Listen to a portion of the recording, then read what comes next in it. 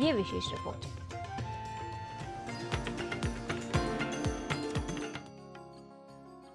भाषा को निस्संदेह भावनाओं को व्यक्त करने का सबसे अच्छा माध्यम कहा गया है। इसलिए संसार की अनेक वर्तमान भाषाओं के बीच अत्याधुनिक तकनीक के युग में विभिन्न कृत्रिम भाषाओं की भी सहज उपस्थिति हम देख पाते हैं।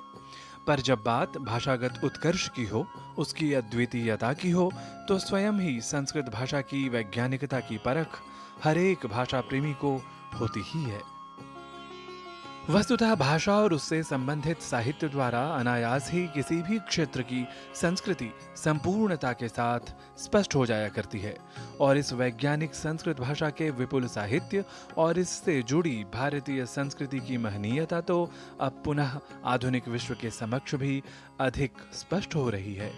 21वीं सदी में यदि विश्व को आगे बढ़ना है तो मानी हुई बात है कि वह भाषा जो विश्व की सर्वाधिक वैज्ञानिक भाषा में से, सर्वाधिक कालजयी भाषा में से, सर्वाधिक समृद्ध साहित्य की भाषा, प्राचीन ज्ञान और विज्ञान की सबसे बड़ी भाषा, अगर संस्कृत का ज्ञान नहीं होता तो क्या हम हल्दी का पेटेंट जीत पाते?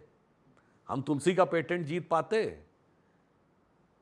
और आज यदि हम शोध करना चाहें तो योगासन को हमें समझना है तो कैसे संभव है कि हम षट दर्शन समझे बगैर समझ लेंगे?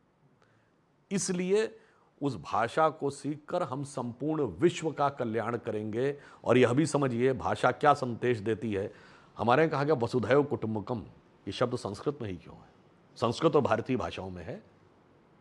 बताइए अंग्रेजी में क्या है? World is a global village, world is a global market. तो विश्व एक बाजार है, बाजार में क्या है? प्रतिस्पर्धा है, और परिवार में क्या है? प्रेम है।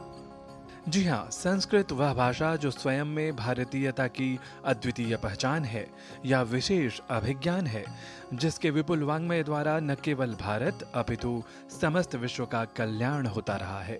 और जब इस भाषा का प्रयोग बड़े स्तर पर हो तो अवश्य ही संपूर्ण समाज का ध्यान बरबस इस ओर खींचा चला आता है।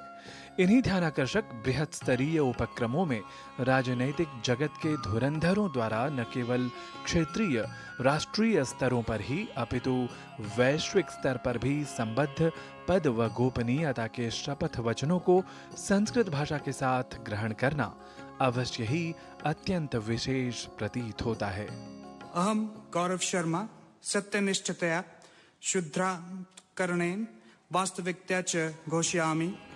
राजनेताओं द्वारा संस्कृत भाषा में शपथ लेने की बढ़ती इसी अभिवृत्ति को भारतीय संसद में भी अब एक गौरवशाली परंपरा के रूप में समझा जा सकता है। अहम श्रीपाद यशो नाइक, अहम दुर्गादास उइके, अहम प्रताप चंद्र षडंगी, अहम बांसुरी स्वराजः, अहम दिलीप होइकिया, अहम कृष्ण प्रसाद तेन्नेटिहा, अहम सतपाल ब्रह्मचारी, अहम गजेंद्र उमराव सिंह पटेल, अहम डॉक्टर हेमांग योगेश भाई जोशी, अहम जनार्दन मिश्रया, अहम डॉक्टर लता नंदकिशोर वानखड़े, अहम महेंद्र सिंह सोलंकी, अहम डॉक्टर महेश शर्मा, अहम मन्नालाल रावत, अहम डॉक्टर राजेश मिश्रा।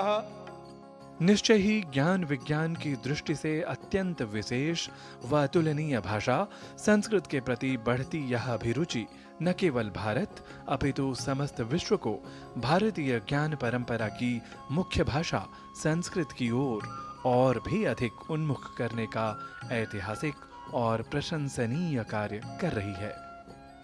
नारायण दत्त मिश्र, डीडी न्यूज। बदलाव जीवन और प्रकृति का नियम